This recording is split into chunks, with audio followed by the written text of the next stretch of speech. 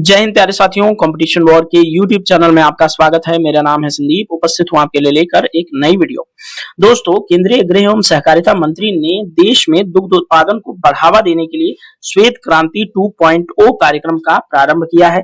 दोस्तों, भारत में श्वेत क्रांति कोई नई नहीं है। इससे पहले भी 70 के दशक में श्वेत क्रांति भारत में प्रारंभ की जा चुकी है। इसलिए भारत के अंदर श्वेत क्रांति का इतिहास क्या रहा है, इसके बारे में भी इस वीडियो के अंदर बात करेंगे। साथ ही श्वेत क्रांति से भारत के डेयरी क्षेत्र पर किस तरह से प्रभाव पड़ा है, इसको किस तरह से प्रोत्साहन मिला है, इस पर भी इस वीडियो के अंदर बात करेंगे।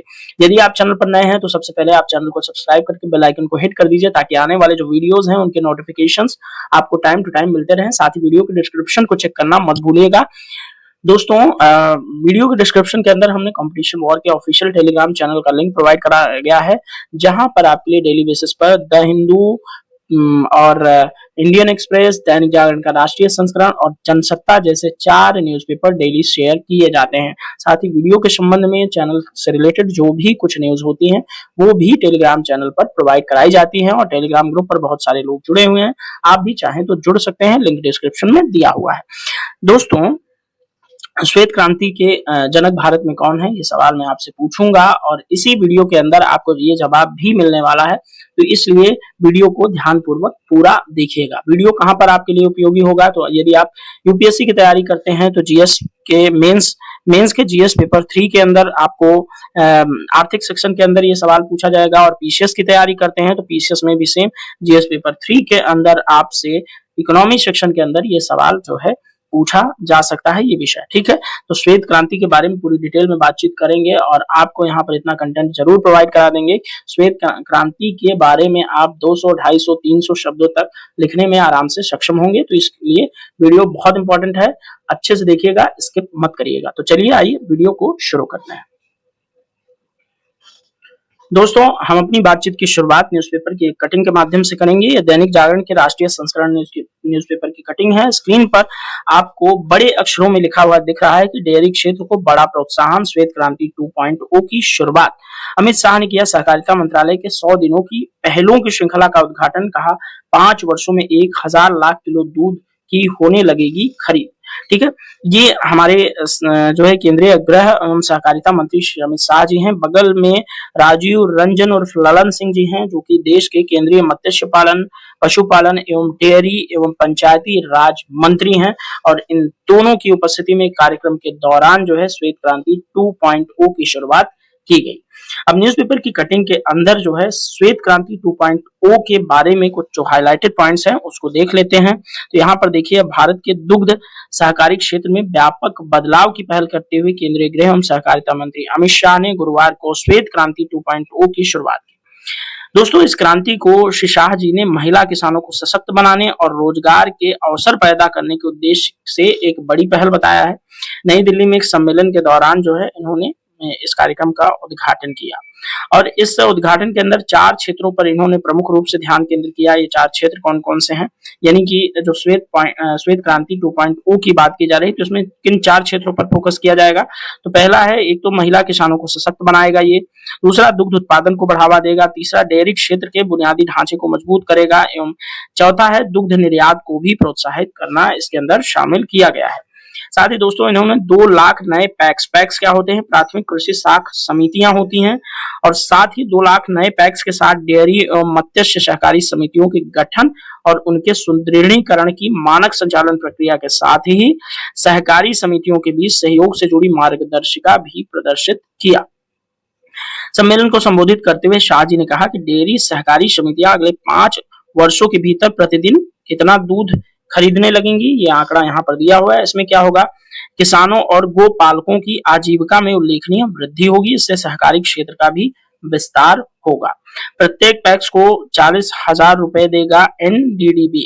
एनडीडीबी क्या है, राष्ट्रीय डेयरी विकास बोर्ड है, जो कि दुग्ध सहकारी क्षेत्र को जो है स्वयं के संसाधनों से इस पहल को वित्त पोषित करेगा। तो इस पहल को वित्त पोषित कौन करेगा, यानी कि श्वेत क्रांति 2.0 को वित्त पोषित कर रहा है एनडीडीबी, यानी कि राष्ट्रीय डेयरी विकास बोर्ड। ठीक है, ध्यान रखिएगा। जो 1000 पैक्सों को 40,000 रुपए प्रति पैक्स देगा। ठीक है, शाह ने कहा कि सहकारिता के जरिए गांव के विकास की रफ्तार बढ़ी है। अलग मंत्रालय बनाने से गांवों और जिलों में अप्रासंगिक होते जा रहे सहकारिता जो क्षेत्र हैं उनमें जो है उनको जो है क्या हुआ है, संबल मिला है। ठीक है, तो ये ध्यान रखना है। सहकारिता मंत्रालय जो है हाल ही में बनाया गया है मोदी सरकार 2.0 के, यानी कि प्रधानमंत्री मोदी जी के दूसरे कार्यकाल के दौरान जो है सहकारिता मंत्रालय जो है केंद्र के अंदर बनाया गया है और ये जो है अमित शाह जी इसके केंद्रीय मंत्री हैं और गृह का भी भार ये ही संभाल रहे हैं। ठीक है, साथ ही इससे क्या होगा कि किसानों की आय बढ़ेगी। जो हमारे केंद्रीय मत्स्य पालन, पशुपालन, डेयरी एवं पंचायती राज मंत्री हैं श्री राजीव रंजन सिंह ने, उन्होंने कहा कि मत्स्य एवं पशुपालन से संबद्ध लोगों को सरकारी योजनाओं का लाभ नहीं मिल पा रहा था। इसके चलते श्वेत क्रांति 2.0 लॉन्च किया गया। दुग्ध उत्पादन में भारत का स्थान आप जानते हैं विश्व में पहला है। प्रधानमंत्री बनने के बाद श्री नरेंद्र मोदी जी ने लगभग दोगुनी वृद्धि के साथ जो है इस कार्यक्रम को संभव बनाया है। ठीक है, तो ये हमारे केंद्रीय मत्स्य पालन मंत्री जी का बयान था और जो है जो हमारा करंट कंटेक्स्ट था न्यूज़पेपर के कटिंग के माध्यम से हमने यहाँ पर डिस्कस कर दिया। यहाँ बगल में केंद्रीय कृषि मंत्री जी के बारे में कुछ न्यूज है, आप आराम से जो है वीडियो को पॉज करके पढ़ लीजिएगा, कोई खास न्यूज नहीं है इसलिए यहाँ पर बताना जो है जरूरी नहीं है। ठीक है, तो ये जो आपका करंट कंटेक्स्ट था वो पूरा हुआ। चलिए थोड़ा सा और आगे बढ़ते हैं, देखते हैं अंग्रेजी में ये खबर कैसे आई हुई है। दोस्तों यहाँ पर जो है देखिए आपको स्क्रीन के ऊपर लिखा हुआ दिख रहा है कि Shah unveils white revolution 2.0 promises full budgetary support. ठीक है, ये वही बातें इंग्लिश में कही जा रही हैं जो कि हमने हिंदी में पहले ही डिस्कस कर लिया है। यहाँ पर कुछ नया नहीं है जो डिस्कस करना जरूरी हो, ये सिर्फ अंग्रेजी माध्यम वाले विद्यार्थियों के लिए होता है। ठीक है, इसलिए मैंने क्या बोलते हैं यहाँ पर ये न्यूज़पेपर की कटिंग को लगाया। ये प्रोग्राम जो है जो हमने व्हाइट रिवोल्यूशन 2.0 शुरू किया वो क्या करेगा, will strengthen women self reliance, जो महिलाएं हैं उनको आत्मनिर्भर बनाएगा, एम्पावर्ड करेगा। ठीक है, as well as the fight against malnutrition, यानी कि जो वो कमजोरी से पीड़ित हैं उसको जो है उसको उससे लड़ने में मदद करेगा, यानी कि पोषण जो सुनिश्चित नहीं होता उसमें मदद करेगा। ये प्रोग्राम किस चीज पर फोकस कर रहा है, की एरियाज हैं एम्पावरिंग वुमेन फार्मर्स, यानी कि महिला किसानों को जो है एम्पावर करेगा, एनहेंसिंग लोकल मिल्क प्रोडक्शन, जो स्थानीय दुग्ध उत्पादन होता है उसको बढ़ावा देगा, स्ट्रेंथन करेगा डेयरी इंफ्रास्ट्रक्चर को, यानी कि डेयरी के क्षेत्र में जो संरचनात्मक विकास है उसको बढ़ावा दिया जाएगा, साथ ही बूस्ट करेगा डेयरी एक्सपोर्ट को, यानी कि डेयरी के संबंधित जो उत्पाद हैं उसके निर्यात को भी ये कार्यक्रम बढ़ावा देगा। तो यहाँ पर ये चीजें इंपॉर्टेंट थी। इस कार्यक्रम का उद्देश्य आपके लिए महत्वपूर्ण है तो जो है थोड़ा सा याद जरूर रखिएगा। ठीक है, इसलिए यहाँ पर ये मैंने जो इंपॉर्टेंट पॉइंट्स थे वही इंग्लिश न्यूज़पेपर के अंदर हमने डिस्कस कर दिया। चलिए इस योजना में थोड़ा सा और आगे बढ़ते हैं। दोस्तों यहाँ पर सहकारिता मंत्रालय की वेबसाइट से ये जो है चित्र लिया गया है। इस चित्र के अंदर श्वेत क्रांति 2.0 के बारे में 4 महत्वपूर्ण चीजें दी हुई हैं। इसको जो है थोड़ा सा आप जो है पढ़ लीजिएगा जिससे आपको चीजें जो है वो क्लियर हो जाएंगी। पहला यहाँ पर ग्रामीण क्षेत्रों में महिला सशक्तिकरण के लिए श्वेत क्रांति 2.0 पहल की शुरुआत। राष्ट्रीय डेयरी विकास बोर्ड जो है वो संसाधनों से आगे बढ़ाई जाएगी ये पहल, यानी कि ये वित्त पोषित करेगा एनडीडीबी। ठीक है, अगले 5 सालों में 56,000 नई बहुउद्देशीय डेयरी सहकारी समितियों की स्थापना का लक्ष्य रखा गया। एनडीडीबी नई डेयरी सहकारी समितियों के लिए तैयार करेगा कार्य योजना। पंचायती या ग्राम स्तर पर जो है आसान ऋण और अन्य सेवाओं की उपलब्धता की जाएगी सुनिश्चित। ठीक है, तो ये यहाँ पर देख लीजिएगा, ये थोड़ा सा इंपॉर्टेंट है।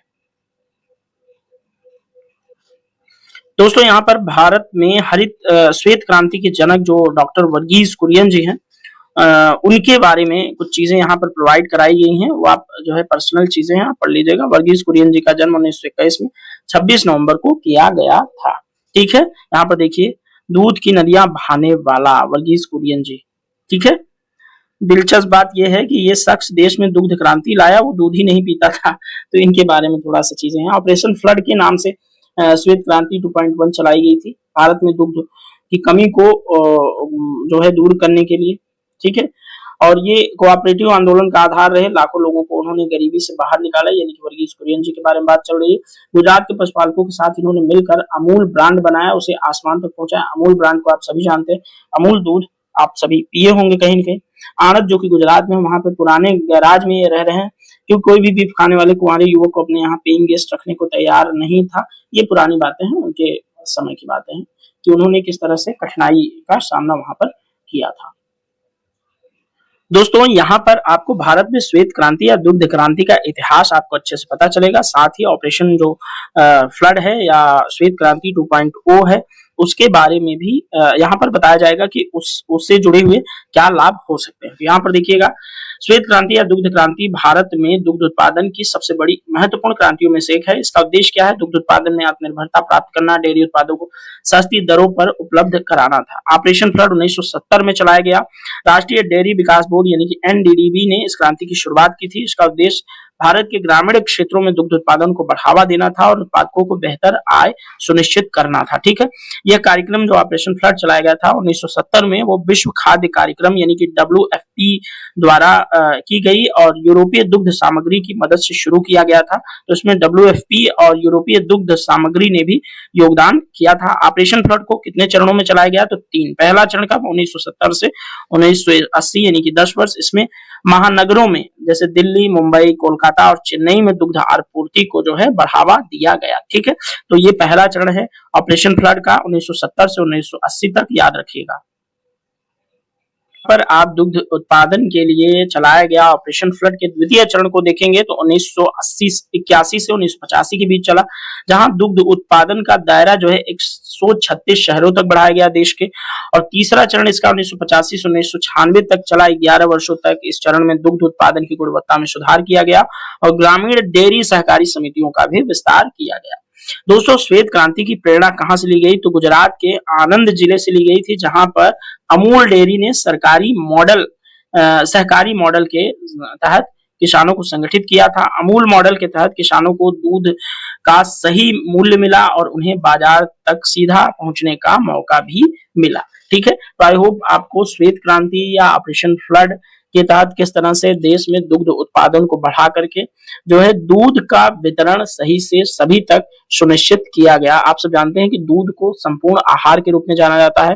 दूध से सारे लगभग जो विटामिन होते हैं, जो पोषक तत्वों के लिए इंपॉर्टेंट होते हैं, वो सभी मिल जाते हैं। तो इसलिए दूध हमारे लिए बहुत जरूरी जो है खाद्य पेय पदार्थ है। ठीक है, अब ये जो व्हाइट रिवॉल्यूशन है यानी कि श्वेत क्रांति है, उसका प्रभाव क्या पड़ा देश पर, ये हमारे लिए बहुत इंपॉर्टेंट है। यानी कि ऑपरेशन फ्लड जो हमने 3 चरणों में चलाया, तो उसका प्रभाव क्या हुआ वो जानना बहुत जरूरी है। ठीक है, और ये आप ध्यान रखिएगा, श्वेत क्रांति के जनक भारत में डॉक्टर वर्गीज कुरियन को ही कहा जाता है, ये विशेष तौर पर याद रखिएगा। तो चलिए आइए श्वेत क्रांति के प्रभाव देखें। तो श्वेत क्रांति से पहले 1970 में भारत का वार्षिक दूध उत्पादन कितना था? 22 मिलियन टन। ठीक है, और 2023 तक यह बढ़कर कितना हो गया? 221 मिलियन टन। 2023 तक ये कितना हो गया? 221 मिलियन टन, जो कि आप देख पा रहे हैं 22 मिलियन टन से जो है कितनी गुना बढ़ोतरी हो रही है। ठीक है, ये देख सकते हैं लगभग 200 गुना। ठीक है, जिससे भारत दुनिया का सबसे बड़ा दुग्ध उत्पादक देश बन गया। ये श्वेत क्रांति ऑपरेशन फ्लड का परिणाम ही था। ठीक है, साथ ही दोस्तों इस क्रांति के कारण डेयरी सहकारी समितियों के माध्यम से किसानों को दुग्ध उत्पादन का सही मूल्य मिलना शुरू हुआ। इससे उनकी आर्थिक स्थिति में सुधार हुआ। भारत में आज लगभग 70 लाख डेयरी सहकारी समितियां हैं, जो प्रत्यक्ष रूप से 1.5 करोड़ से भी अधिक किसानों को लाभान्वित कर रही हैं। श्वेत क्रांति के कारण दुग्ध उत्पादों की उपलब्धता और सस्ती कीमतों ने पोषण स्तर को सुधारने में मदद की। दूध भारतीय परिवारों का एक आवश्यक हिस्सा जो है वो बन गया। डेयरी उद्योग में जो है प्रत्यक्ष और अप्रत्यक्ष रूप से लाखों लोगों को रोजगार मिला। डेयरी उत्पादन से जुड़ी सहकारी समितियों ने ग्रामीण क्षेत्रों में रोजगार के नए अवसर पैदा किए। बढ़े हुए दुग्ध उत्पादन से देश में बच्चों और वयस्कों के लिए पोषण में सुधार हुआ। साथ ही दूध में कैल्शियम, प्रोटीन और विटामिन, जो कि मैंने सब बता दिया आपको, कई पोषक तत्व पाए जाते हैं। भारत ने न केवल घरेलू जरूरतों को पूरा किया, बल्कि अंतर्राष्ट्रीय बाजार में भी अपनी जगह बनाई इस ऑपरेशन फ्लड के चलते। साथ ही भारतीय दुग्ध उत्पाद अब वैश्विक बाजार में भी निर्यात किए जाने लगे। तो ये सभी प्रभाव रहे हैं ऑपरेशन फ्लड के। ठीक है दोस्तों, यहाँ पर भारत में दुग्ध उत्पादन से जुड़े हुए कुछ आंकड़े जो है उपलब्ध कराए गए हैं, ये देख लीजिएगा। 221 मिलियन टन दुग्ध उत्पादन करता है भारत, जो कि विश्व का 23% दुग्ध उत्पादन है। भारत के अंदर दूध की प्रति व्यक्ति उपलब्धता क्या थी, तो 427 ग्राम प्रतिदिन जो है आज के डेट में जो है एक एवरेज दुग्ध उपलब्धता भारत के अंदर है प्रति व्यक्ति के हिसाब से 427 ग्राम प्रतिदिन, ठीक है। और वहीं 1970 में जब ये ऑपरेशन फ्लड कार्यक्रम शुरू हुआ था, उस समय सिर्फ 112 ग्राम प्रतिदिन प्रति व्यक्ति दुग्ध उपलब्धता भारत के अंदर विद्यमान थी। साथ ही सहकारी समितियों की संख्या जो है 70,000 से भी अधिक हो गई है, जो डेयरी उत्पादों और दुग्ध उत्पादन के क्षेत्र से जुड़े हुए हैं। साथ ही दोस्तों यहाँ पर श्वेत क्रांति से संबंधित कुछ चुनौतियां भी आई, उन चुनौतियों के बारे में आपसे बताना बहुत आवश्यक है, ठीक है। तो दुग्ध उत्पादन की गुणवत्ता में सुधार की अभी भी जरूरत है, पशुओं की देखभाल और उनके पोषण स्तर में सुधार की अभी भी आवश्यकता है, डेयरी उद्योग में तकनीकी उन्नति और बेहतर बुनियादी ढांचे की आवश्यकता है। ये बात बहुत इंपॉर्टेंट है कि टेक्नोलॉजी को हम जो है डेयरी के क्षेत्र में बढ़ावा देना चाहिए हमें, ठीक है। तो ये आपके लिए चुनौतियां बहुत अधिक इंपॉर्टेंट थी। यहाँ पर लास्ट में समराइज करते हुए कुछ कंटेंट आपको मिलेगा, जिसमें श्वेत क्रांति ने भारत को दुग्ध उत्पादन में आत्मनिर्भर बनाया, बल्कि ग्रामीण अर्थव्यवस्था को मजबूती दी। इसका भारतीय समाज अर्थव्यवस्था और पोषण स्तर पर दूरगामी प्रभाव रहा। डॉक्टर वर्गीस कुरियन की दूरदर्शिता और सहकारी मॉडल ने न केवल दुग्ध उत्पादन में बढ़ोतरी की, बल्कि लाखों किसानों के जीवन को भी बदल दिया। तो ये दुग्ध क्रांति का परिणाम देश के अंदर रहा है। और जो श्वेत क्रांति 2.0 की शुरुआत की गई है अब जो है सहकारिता मंत्रालय द्वारा, ये निश्चित तौर पे दुग्ध उत्पादन को भारत के और भी आगे ले जाएगा और प्रति व्यक्तियों तक दुग्ध जो उपलब्धता है वो और अधिक करने में योगदान जो है करेगा। जो क्षेत्र 2.1 जो है ऑपरेशन फ्लड 1970 वाले से अछूते रह गए थे, उन क्षेत्रों पर जो है ध्यान जरूर दिया जाएगा। हालांकि डेयरी क्षेत्र निर्बाध रूप से भारत के अंदर उन्नति कर रहा है। अब आइए दोस्तों कुछ डेटास और पाई चार्ट्स वगैरह फैक्ट एंड फिगर्स के माध्यम से देखते हैं कि भारत के अंदर पर जो है ईयर के हिसाब से पिछले 10 वर्षों में दुग्ध उत्पादन में क्या कुछ बढ़ोतरी रही है। दोस्तों यहाँ पर आपको 1951 से लेकर के 1961, 71, 81, 91, 2001, 2011 और 2021 तक के आंकड़े जो है मिल्क प्रोडक्शन के क्षेत्र में इंडिया ने किस तरह से बढ़ोतरी की वो यहाँ पर दिखाया गया है, ठीक है।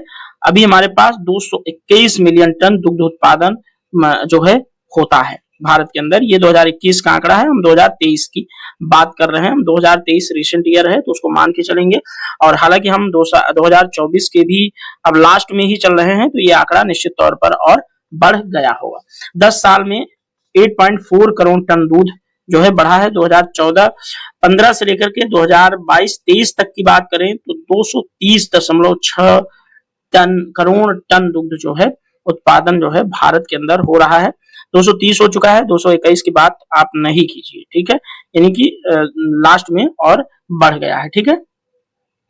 क्योंकि उत्तर प्रदेश पीसीएस नजदीक है, तो उत्तर प्रदेश से दुग्ध उत्पादन के क्षेत्र में क्या कुछ उन्नति है वो भी यहाँ पर आपको जान लेना चाहिए कि पिछले 2017-18 से 2022-23 तक दुग्ध उत्पादन में उत्तर प्रदेश का क्या कुछ योगदान रहा है वो यहाँ पर आप जो है देख लीजिएगा, ठीक है।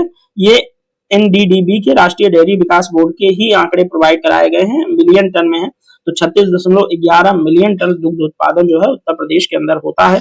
देश के 5 बड़े दुग्ध उत्पादक राज्यों की बात करें तो उत्तर प्रदेश जो है, राजस्थान और यहाँ पर आपको दिखेगा मध्य प्रदेश, गुजरात, फिर आंध्र प्रदेश, ठीक है। ये 5 बड़े दुग्ध उत्पादक राज्य हैं भारत के। तो ये डाटा जो है आप लोग क्या बोलते हैं कि बढ़िया से वीडियो को पॉज कीजिएगा, अच्छे से पढ़िएगा, चाहे तो आप स्क्रीनशॉट लेकर के भी ये डेटास को अपने पास रख सकते हैं। तो दोस्तों श्वेत क्रांति 2.0 के संबंध में या श्वेत क्रांति के संबंध में दुग्ध उत्पादन के क्षेत्र में भारत के अंदर जो भी प्रोग्रेस रही है अभी तक वो हमने सारा कुछ डिस्कस किया। वीडियो कैसा लगा? यदि वीडियो अच्छा लगा हो तो आप चैनल को सब्सक्राइब कर दीजिएगा, वीडियो को लाइक और शेयर करना मत भूलिएगा। तो चलिए इस वीडियो में इतना ही, मिलेंगे नेक्स्ट वीडियो में, तब तक के लिए thank you so much, bye bye, जय हिंद, भारत माता की जय।